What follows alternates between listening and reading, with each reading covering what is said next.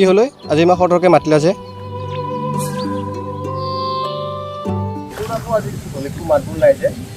না অভি, মই তোক এটা কথা ভাবি মাতিছিলোঁ, তই মোক নুবুজিবি।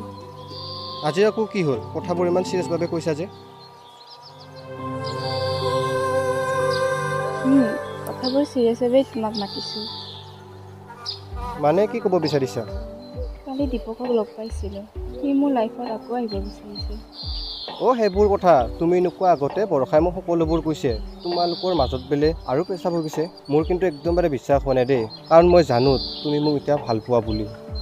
নহয় অভি, তুমি ভুল বুজিছা। তুমি বৰষাৰ কথাবোৰ বিশ্বাস কৰিব লাগিছিল। আচলতে মই তোমাক ডিজাৰ্ভেই নকৰোঁ।